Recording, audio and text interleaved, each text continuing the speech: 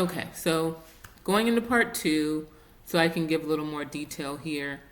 Um, I did add leave-in conditioner on this side of my hair. Like I said, I did not do that step in the shower last time. Um, just because I knew that the gel would have, you know, oils and certain things in it, so it could kind of coat my hair. Um, my hair also wasn't super dry to begin with, if that makes sense. So I didn't feel like, I feel like I use deep conditioners.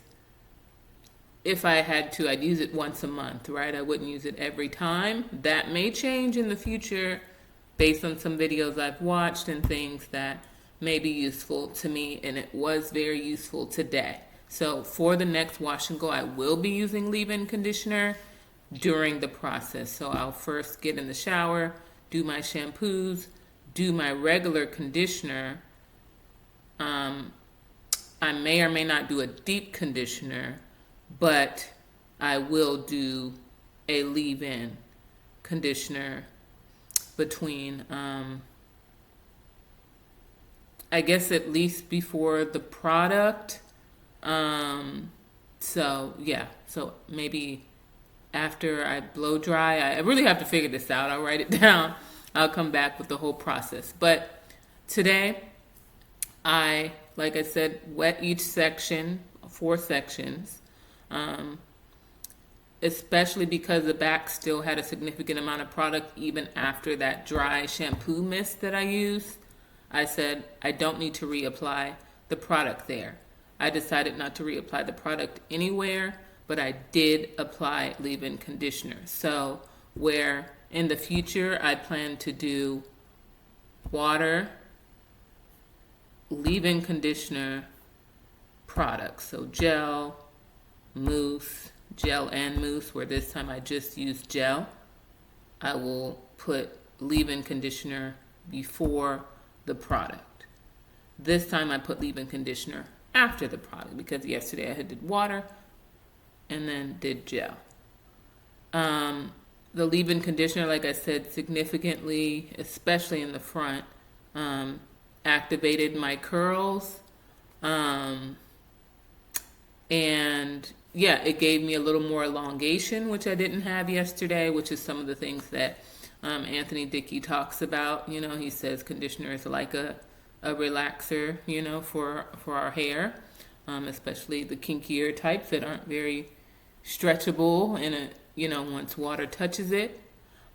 So like I said, this is what this side of my hair did. So even if this is the end result, if this is the beginning, I'm okay with that. Like, this is telling me that my hair is getting what it needs, because this side was doing that, this side was not. And it clearly needed moisture today, so I have to give this side an extra level of care. So even if I don't put leave-in all over my hair, this side definitely needs to leave-in until somehow it can switch porosity, or, you know, some way, somehow better match the other side of my hair. So I'm in a different predicament. I know people have talked about having lots of different curl patterns and textures over their head, but to have it straight down the middle like this, and then also today, I don't know if I added more product in the back and less in the front, but to see the back half of my head with the product, I'd like to dig into that a little bit further.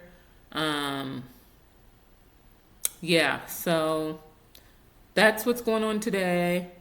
Like I said, I'm going to wait for this to dry before, you know, I go outside or do anything like that. Yeah, I won't ramble too far. I'm just trying to make sure this is within the 5-minute window. And it is. So I will probably come back after and then let you know day 3 what I'm going to do. I was hoping to pull this out for a 7-day stretch. I don't know if that's going to happen.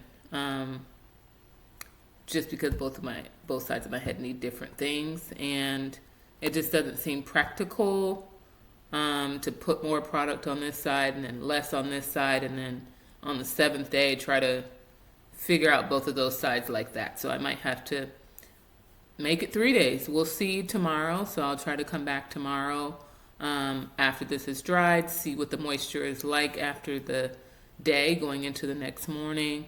I did sleep with 4 sections, which I think I may have mentioned earlier. And that also helped the middle dry because the middle on both sides was still wet. So I'll stop there.